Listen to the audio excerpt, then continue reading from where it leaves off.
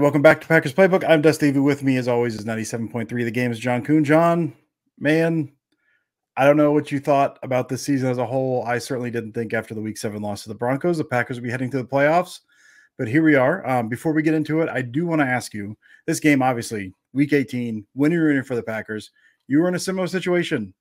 2013, Week 17, against the Bears. You go to Chicago, win and you're in. Difference on the line for the Bears. What's that feeling?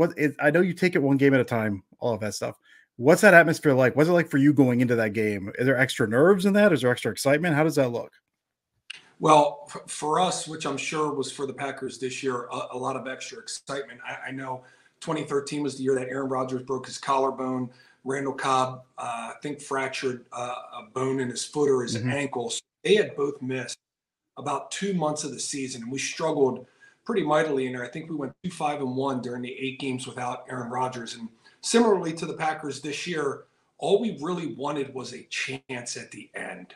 And when you get that chance, you are happy that you have the chance, but you want to take it a step further. You want to take advantage of this opportunity that you have, and you put everything you have into that week, especially with it being the Bears.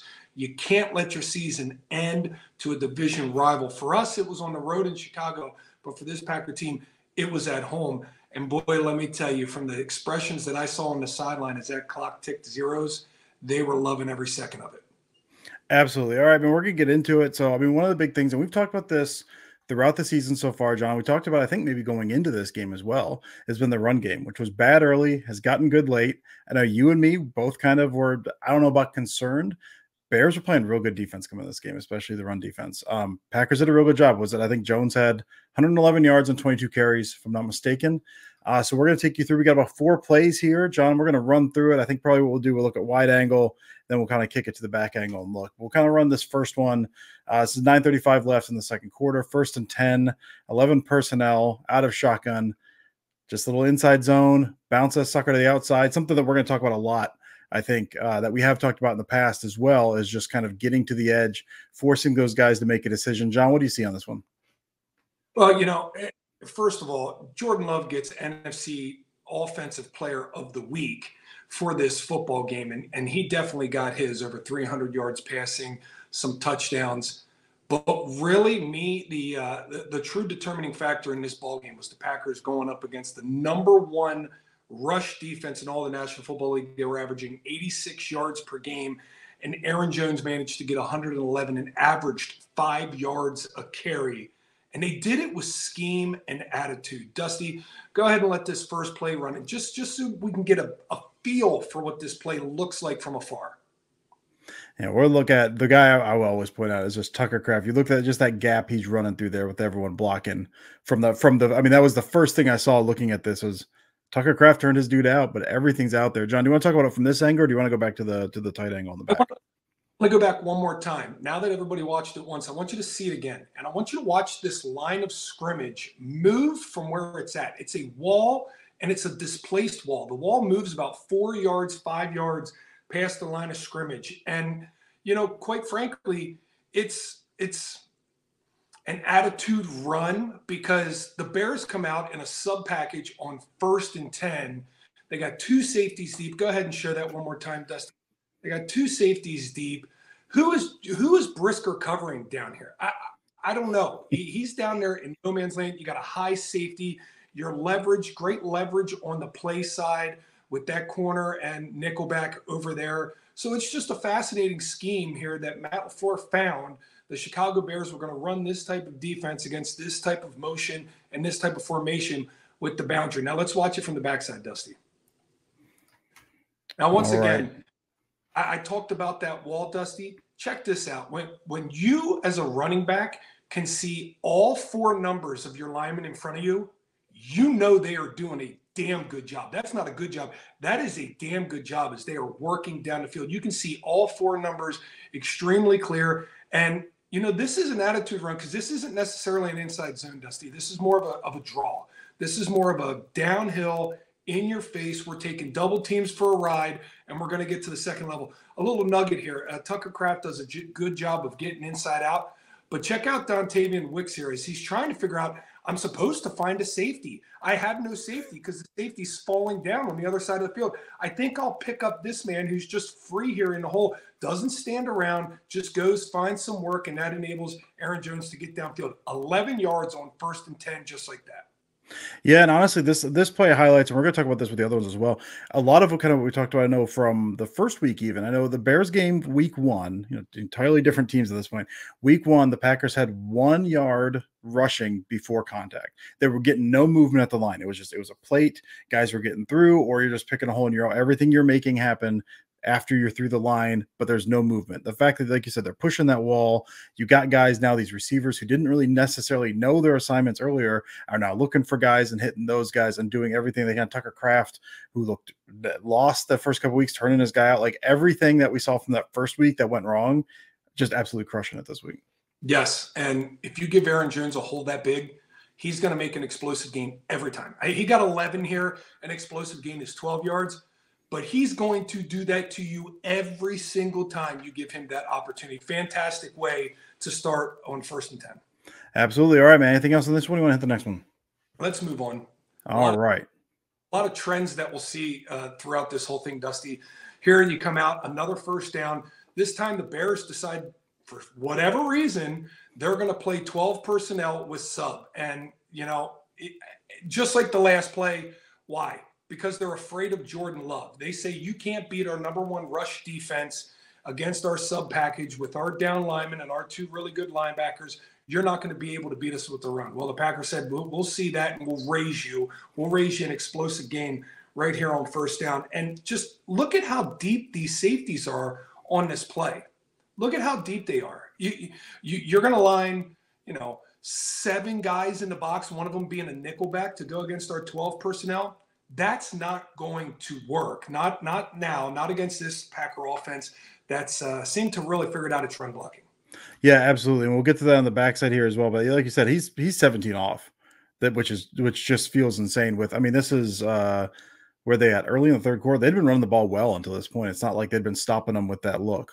So saying that far back is a little crazy. We'll look at it from this side and then we'll talk about it a bit more. I think we got another one from Kraft. We got Sims coming across, if I'm not mistaken, kind of as that little split flow block and knocking that one right there. Melton and him kind of take the same guy. Jones just kind of cuts around it. What do you see from this angle here, John? Yeah, this is what's crazy. They're in sub personnel. Bo Melton just wants somebody to hit. He comes into the box to block the nickel Sam. That's not even his guy. That's the Rapper's guy. That's Sims's guy. He comes in to just get in on the action because he wants to block somebody so bad. Sims does a great job coming around. Hey, when you look at this, though, look at how they make the linebackers declare. And look at how both Zach Tom there and it looks like Elton Jenkins over here on the left side or some combination is working up. Yeah, I think that is over there. Yeah. Just working up in combination. They're completely in sync. They're completely in flow with one another. And it's just perfect. And, quite frankly, on this one, had Bo Melton went for a safety, an actual safety, or his cornerback, this thing could have turned out to be even bigger. As it stands, it's 15 yards. It's a big-time gain here on 1st and 10. When we talked about that before as well, he cuts it outside. It's not meant to go outside, but you cut that outside. That's something I think we talk about, or you talk about every single time we look at the run game is, listen, get outside, make that cornerback make a decision, make him make a play, and then you get out there, and he obviously, he kind of falls off there, coming at it from a weird angle. You get extra yards out of that as well. So it's a really nice job bouncing that out, making that dude miss, which we've seen Jones do every single time he's in, and getting extra yards out of it that way as well. Got anything else? Fantastic stuff. Scheme and execution and attitude is what the Green Bay Packers put on display for those first 2 plays, which are going to look eerily similar to the next 2 plays. Go ahead and let this run, Dusty, and see if this just looks familiar to everybody. I love on this one. I'm talking about DeGuara on this one for a second. I know he gets a little hate here, but I love what he did on this one here. What do you got on this, John? So go back and run this from the beginning. This is the exact same play we just watched. The exact same play. The Packers just dress it up differently with a different type of formation. They run inside zone out of the gun this time. They have a motion instead of a pure wing running the wrap block underneath. And you said it, Dusty, as you look at this from afar and go back to the beginning one more time, Dontavian Wicks is down here. And this time they say, hey, we can't stop you when you're in 12 with our nickel. So we're going to go base this time. That's Jack Sanborn up at the top. That's their Sam linebacker on the edge of the line of scrimmage. You can see him there. So the Packers got to adjust which way their line is going to. They got to adjust the point. And they do that on this play, which means the Packers are kind of outflanked. The Bears decide to bring a free safety or a strong safety, whichever way you try and look at this. They got the strength set into the boundary, which means this is the free safety coming here, which this is really Dontavian Wicks' guy who comes on a blitz. But wisely, if you can't get your guy, you go find work elsewhere. He does exactly that. And the read option is what holds the safety on this one, the illusion of a read option. That's what kind of helps you out when you run the inside zone out of the gun versus from the eye like we had seen. And with this, Jordan Love holds that safety, and Josiah DeGuara does a great job of recognizing he's going to have no impact on the play. He's going for the hold. He's going for the read, and I can make my way up to this will linebacker. Yeah, and we'll see that right here. You see the blitzer there because that split you normally see there, where he's going to get depth off the Love, what looks like the give. Then he works up there. Like I thought, yeah, very good recognition from DeGuara there in terms of seeing that. Like you said, that man's unblocked due to the scheme. I don't need to block him. That man's already been blocked. He's blocked himself out of the play. Get to go up and make an impact on the play. Really nice read from DeGuara. Do you want to look at the tight end of this one here, or tight side of this one? All right. Couple things from the backside yet. So when you're talking about run blocking, you always give a guy a sombrero. Who's going to have the toughest block on the play? And to me, with this formation and this personnel group, it's going to be Tucker Kraft. He's going to be on the outside with the defensive end. Everything's going to be coming back to him. So he's got to read the defensive end. He's got to come off, and he's got to take him. Watch how this defensive end kicks down here. Get ready. He's about to kick. He's kicking down. He's going inside. I can't let him get inside. The minute that defensive end kicks down with that safety getting nosy there, I know he's going inside. I can't give up the inside. He can't beat me there. I need to wash him down. And when he washes him down, Dusty, look at this. He doesn't give any depth to the line of scrimmage. He keeps him right on the line of scrimmage as he washes him down. And Aaron Jones does what great backs in the NFL does. They keep it skinny. They get tight. They set the blocks, and then they keep it tight off the rear end of his blocking unit. And that's why he gets upfield, and that's why he gets 8 yards on this thing.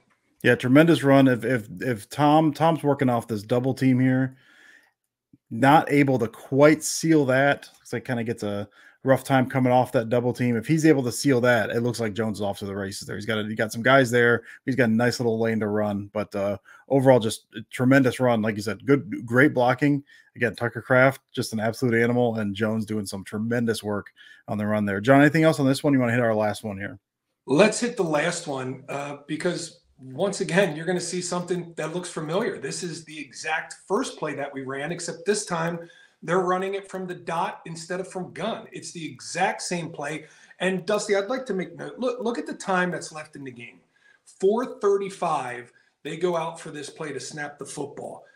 They got the ball back with 6 minutes left in the game. The Chicago Bears need to get the ball back. It's a one-score game. You are going to get every bit of their best run fit efforts against you right now in what is called 4-minute mode. And the Green Bay Packers know that. They've realized that, and they call an attitude in your face run once again as they go to try and run this clock out and just let this thing run now. That's 8 yards of hard-earned yardage right there that the Green Bay Packers earned. They are demoralizing the Chicago Bears right here. Watch the fits from the tight copy, Dusty. Watch how they all come off the football. Watch Jaquan Brisker not even take a step backwards like he was earlier. He's now about 12 yards from the line of scrimmage. And watch. And I'm attacking. Watch the linebackers. The linebackers are engaging immediately. The defensive end doesn't want anything to do with the play. He just wants to push Tucker Kraft off the ball because he's been getting dominated all game. I mean, this is a thing of beauty. In 4-minute mode, a defense is purely trying one thing, to set the line of scrimmage on your side of the line of scrimmage and to force the running back into the line and get a tackle for no gain so they can hopefully call a timeout and hopefully get the ball back. And the Packers said, we don't care what you do. We're doing this to you today. Yeah, just an absolute, I mean, between this play, all the other runs we saw, and there's a lot we didn't look at. I mean, just they were doing this all day. We could have looked at pretty much every single run if we wanted to. They were doing this, like you said. I thought really good point in terms of the way they played this last play. That's frustration from the Bears. That's, we're not going to let you do this. We know what you're trying to do. That's got to be the worst thing in the world, right? When you know what they're trying to do and you can't stop them anyway. Yeah, because they showed all game, we're not going to let Jordan Love beat us. We're going to try and protect against the pass. And the Packers ran all over them. Well, now you know the Packers are going to run. Now you're lining up to stop the run. You're engaging, unlike you engaged earlier in the game, specifically to stop the run. And when an offense does this to you, it just breaks your will. It breaks your back. And it's no wonder that the Packers were able to run over 6 minutes left in the game in this last drive to secure it, finish with the football, and win this football game. Yeah, tremendous game from the Packers. Like you said, run game, pass game, everything on point. I know the points didn't show it. 17 points doesn't seem like very much. Did not punt a single time. Just some weird breaks, missed field goal, one turnover, and then they couldn't get out of bounds to stop the clock in the first half there. But I mean, I can't remember what the yardage were. Packers had over 400. I think the Bears were somewhere around 150. Just complete domination, no matter what the score was. And I think these plays showed a little bit of that. John, anything else before we get out of here? What do you got? Any final thoughts here? Well, I'll just say this. Seeing that against the #1 rush defense in the entire NFL gives me great hope for this weekend going into Dallas. They have a top 5 defense, top 5 in yardage, top 5 in scoring. If they are to be gotten in any spot, it's their rush defense. That's where they're a little bit susceptible. Teams have been able to run the football, especially away from Micah Parsons, setting the line of scrimmage to him, maybe put a tight end over there, and then running away from him. So the Green Bay Packers, if they hope to go down to Dallas and beat them, get a win, shock maybe some people around the NFL, they're going to have to, put a lot of this run game on display in order to help out Jordan Love. Well, it's a good thing they got a running back who absolutely loves to play down in Jerry World there. So I'm very excited to see what Aaron Jones does this next week. John, lovely as always, brother. We'll talk to you next week. Sounds good. Take care.